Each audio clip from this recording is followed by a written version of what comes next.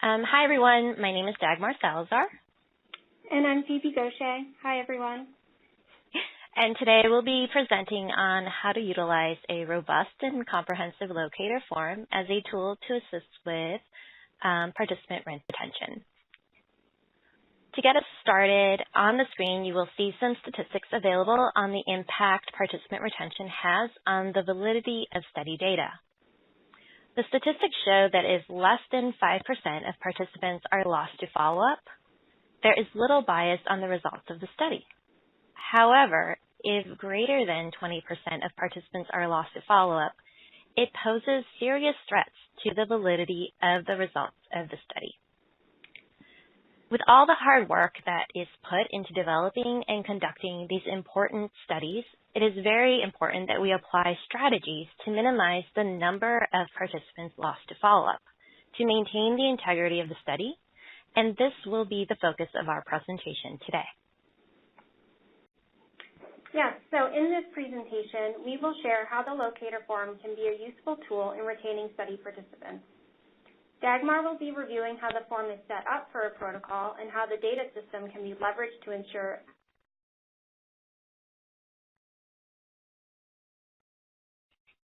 accuracy and best practice tips.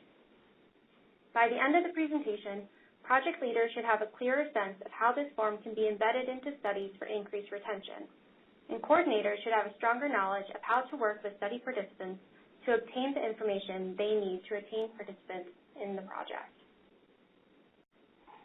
To introduce the form itself, the locator form is a document used to collect and record participant contact information. Research assistants and coordinators utilize this information to perform outreach to participants in order to remind them of upcoming research visits. Chances are that if you've worked on CTN studies, you are familiar with the locator form at some level, whether it be completing the form directly with participants, training your team on the form, or editing the form to best fit the needs of your project. If you have never used the locator form before, this presentation will provide you with a solid understanding of this important tool. Certainly when developing a study protocol, study investigators should strongly consider utilizing the locator form to assist with participant retention.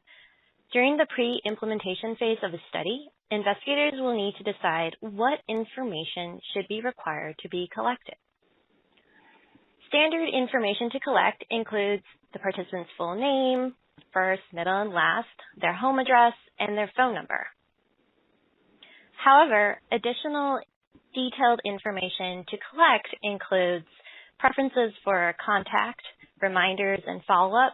For example, which is the participant's preferred method to be contacted, whether or not study staff can leave a voice message, if the participant prefers that study staff disguise the purpose of the call by using a code name or maybe a nickname.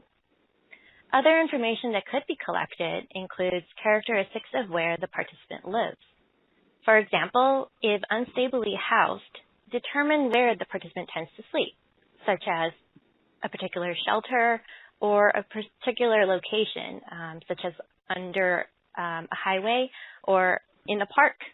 And also collecting types of social media they use, including the name they go by on the account. Section on the locator form to collect information on additional contacts that can be used to locate the participant should be strongly considered and is often included in the setup of the locator form. Information to collect for the additional contacts includes the standard information such as their name, their contact number, and social media contact information, but also two useful questions to ask are whether it is okay for this person to know about the research, and two, if the person speaks and understands English. Next, Phoebe will describe techniques on how to collect the locator information.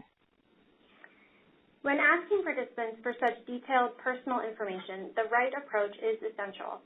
First, it's important to prepare for the collection of this information by building trust and rapport with the participant.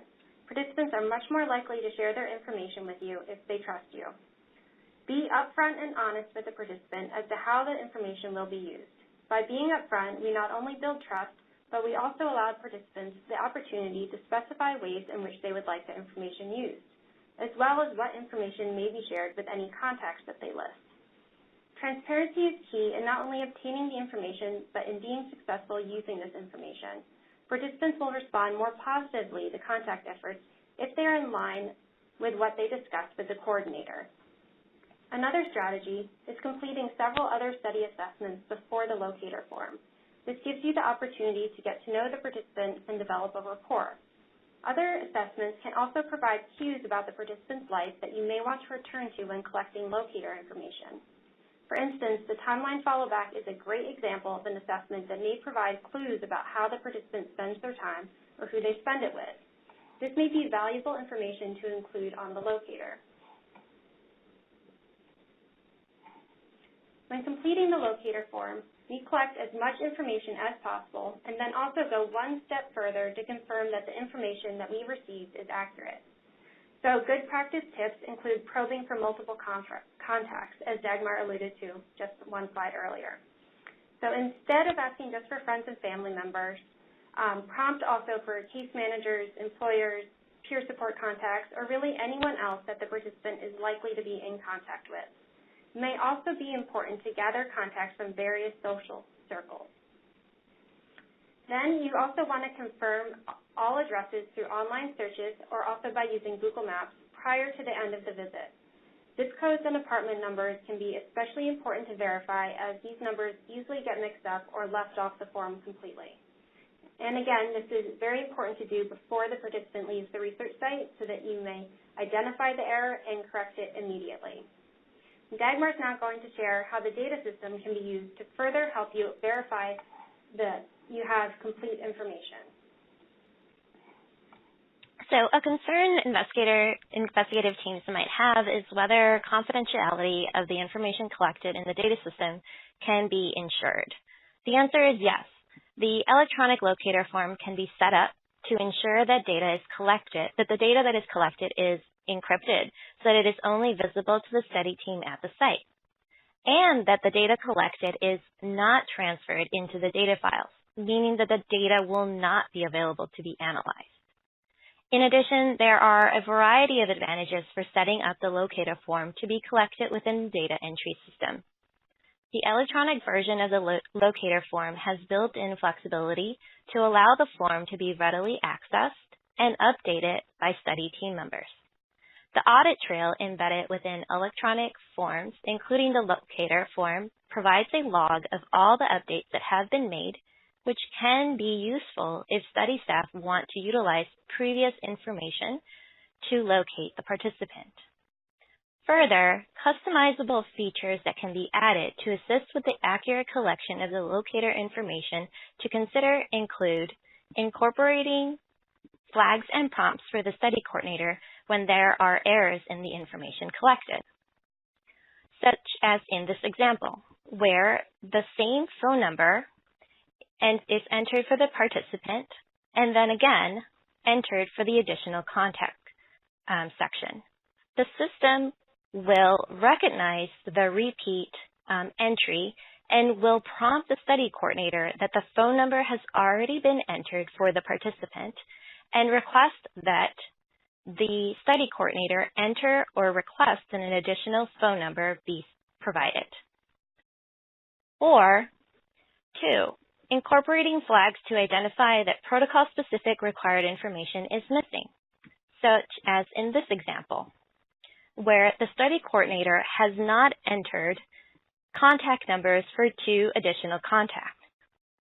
And the system then flags that the protocol requires that 2 additional contacts be provided for the participant to meet eligibility for the study. And within this prompt, specifies that the study coordinator must proceed in a certain fashion to address this matter. So I'm going to review a couple best practice tips when completing the locator form. So the first tip is to complete the form interview style. Engage the participant in an active conversation and collaboration. As with other assessments, the participant is in the expert seat and the coordinator is there to learn. So don't rush through this form and this process. As mentioned earlier, confirm all information prior to the end of the visit. So don't wait until a participant has left the research site to find out that the zip code is missing a digit or that the apartment number has not been specified, as these details are essential. And finally, put the information to work immediately.